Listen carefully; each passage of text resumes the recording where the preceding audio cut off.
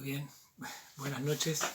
Eh, Mando este video para comunicarme con ustedes, para dar la cara, para ver, comentarles, preguntarles cómo están, cómo se sienten. He recibido las comunicaciones del foro y las actividades, me han mandado las actividades, las consignas de las actividades. Casi todas están bien, están muy bien. Les comento el objetivo de este texto y de esas consignas. La idea, como hemos dicho y lo volvemos a reafirmar, es esto de ver cómo los conceptos se van construyendo a través del tiempo, cómo la ciencia avanza, retrocede y se funda en teorías que se van superando. Alguien dice que la ciencia avanza sobre cadáveres, no sé si están así, sobre cadáveres que van matando una para ver otra, por ahí se van fundando, dialécticamente se van fundando. De todo lo que hemos visto con respecto al concepto de civilización, lo que me gustaría dejar en claro es que civilización, los primeros que tomaron civilización, esta idea de que, la de Tyler y Morgan, esta idea de que las sociedades evolucionan de lo salvaje a lo bárbaro y de lo bárbaro a lo civilizado, esta visión de fines del siglo XIX, más allá, y no es poco, del problema teórico que plantea esta de un análisis sincrónico en un medio diacrónico, como dice el texto, como dice muy bien Redman, que se cae por su propio peso, conlleva, y no tenemos que olvidar que esa manera de ver el mundo, esa visión de entender las civilizaciones, sirvió hacia fines del siglo XIX para justificar el imperialismo de fines de ese siglo, es decir, ese momento en que las potencias centrales salieron a dominar sobre Asia, África, y ya América Latina la tenía un poquito ya dominada. Es decir, la idea de llevar la civilización hacia pueblos que estaban en estado salvaje, estado de barbarie. Por lo tanto, llevaban la civilización a pueblos que necesitaban de ese avance, que la civilización era el sumum de la humanidad. Entonces sabemos que no es así y sabemos las consecuencias nefastas que ha tenido. Por eso es bueno que veamos, como primer texto, para entender bien qué significa una civilización, que veamos este texto y podamos tener una mirada que supere esta idea de las sociedades evolucionan de lo salvaje a lo bárbaro, a lo bárbaro civilizado, que eso es evolucionismo social, eso tanto mal nos ha hecho. Como les comentaba a algunos de los que han hecho las preguntas y como les comento ahora en la clase 2, lo llamativo es que esta visión del mundo, si bien ya está absolutamente desacreditada en los ámbitos académicos y científicos, ha tenido la fuerza de imponerse en el sentido común. Tiene la fuerza, el poder de haberse impuesto como sentido común. Si nosotros salimos a la calle y consultamos, y no solamente en la calle y en algunos ámbitos también de estudio, y mucha gente va a coincidir en que las sociedades evolucionan de lo salvaje a lo bárbaro y del bárbaro civilizado. Contra eso tenemos que luchar, contra esa visión del mundo tenemos que luchar nosotros desde el lugar que tengamos, una vez que accedemos a estos conocimientos.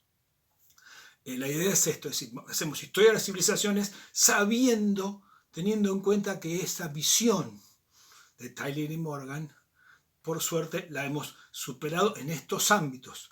Algunos trabajos que dicen fracasó. Yo en las devoluciones les pongo, ¿estás seguro que fracasó? Esta es la idea. No sé si fracasó, se impuso. Sabemos nosotros que hay nuevos aportes, nuevas visiones, nuevas teorías que la han superado ampliamente. Ahora, el término no sé si fracasó. Aún hoy siguen teniendo su vigencia. Bueno, eso por un lado. Los trabajos están bien, está la idea de que trabajemos sobre el concepto de civilización, cómo se fue construyendo, y ahora En la segunda clase vamos a ver el texto de Godelier, Los orígenes y formación del Estado. Es un texto muy interesante, un texto clásico, texto teórico, que va a analizar cómo de sociedades igualitarias, como eran las sociedades preestatales, cómo estas sociedades preestatales que eran igualitarias pasaron a ser sociedades estratificadas, que tienen por un lado los dominadores y por otro los dominados. Cómo estas sociedades se partieron en dos grupos con intereses antagónicos. Es decir, unos dominan y otros son dominados. Vemos qué pasó ahí, cuáles son los instrumentos, los mecanismos que llevaron a esto. Él se pregunta cómo pasó. Él trata de develar esta pregunta. ¿Qué pasó para que estas sociedades igualitarias en un momento se partieran y fuese un grupo dominador y un grupo dominado? Y él va a hablar de violencia y consentimiento. Esta idea, estas dos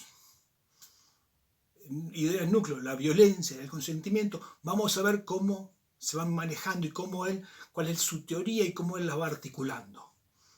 Cómo la violencia por un lado, para imponer a través de la fuerza las relaciones de dominación, y cómo con el consentimiento estas relaciones de dominación se van manteniendo y reforzando con el tiempo. O bien el consentimiento forma parte de esta surgimiento de dominados y dominadores y dominados. Esto es algo que ustedes tienen que leer del texto y buscar las consignas que les he puesto para que vean este tema. Este tema que es muy interesante. El texto de Godelier nos va a servir como marco teórico, van a ver ustedes, para analizar otras sociedades, no solamente las sociedades primigenias, los estados prístimos, los primeros estados, sino que pueden servir como un marco para analizar otras sociedades a través del tiempo y ver esta idea de cómo los estados, los poderes, consiguen el consentimiento de aquellos grupos dominados. ¿Cómo se construye esta idea y cómo quienes detentan el poder de los estados hacen que sus intereses se transformen en los intereses del común y sean vistos por todos por los intereses del común? Y de esta manera, como este consentimiento es el que tiene que llevar, a ver si me estoy anticipando un poco el texto, pero que habla Godelier, tiene que haber un intercambio, tiene que ser visto como un intercambio de servicios. Quienes son dominados deben ver como que el dominador presta un servicio, como una contraprestación a cambio de la dominación. ¿Sí? Cuando esta contraprestación, este servicio que prestan los dominadores, no es percibido por los dominados, que sería tal vez la explicación para las revueltas y las revoluciones. Esto es muy interesante para verlo en distintos momentos de la historia. Por eso es que estos son los dos textos con los cuales iniciamos, y una vez que analicemos todos los textos, que nos vayamos conociendo y que completemos estas consignas, ya estamos preparándonos para estar en la historia de Grecia, en la historia clásica, y vamos a empezar con los poemas homéricos. Estos son de donde vamos a arrancar. Vamos a arrancar eso, posterior a la etapa oscura. No vamos a arrancar con Creta y Micenas, voy a hacer un repaso muy somero sobre eso, y vamos a ver, después de la etapa oscura, llamada así por los historiadores, vamos a ver desde los poemas homéricos qué es lo griego y qué no lo es. Esta es la idea, estos poemas homéricos, la idea de la Odisea, que sería como este canto que cantaban los rapsodas y aedos, y que fueron recopilados por esta figura de Homero. Si existió o no existió, esto lo importante es la obra. Esto no importa. Se dice que hay 100 años de diferencia entre una y otra, y también es muy distinta la Ilíada de la Odisea, como está escrito. Sí que está escrito en versos, por eso son poemas, un poco como Martín Fierro. ¿Por qué?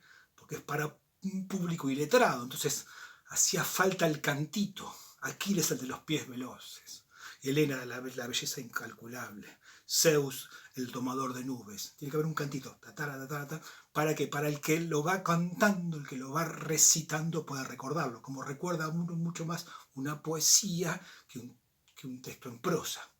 Así como el Martín Fierro también está eso que es un poema gauchesco. Yo conocí esta tierra donde el paisano vivía y su ranchito tenía y sus hijos y mujer. Esa idea es para que uno lo vaya, para que aquella población iletrada pueda recordarlo e incorporarlo. Por ahora nada más. Espero que estén lo mejor posible. Ante cualquier duda, nos comunicamos por el foro y próximamente, no sé, vamos a buscar la manera de que nos podamos encontrar por una reunión, un Zoom. Voy a ver cuál es el mejor mecanismo para que nos podamos ver las caras y encontrarnos. Les mando un saludo muy cordial y mañana a las 2 de la tarde ya va a estar visible la clase. Un saludo para todos.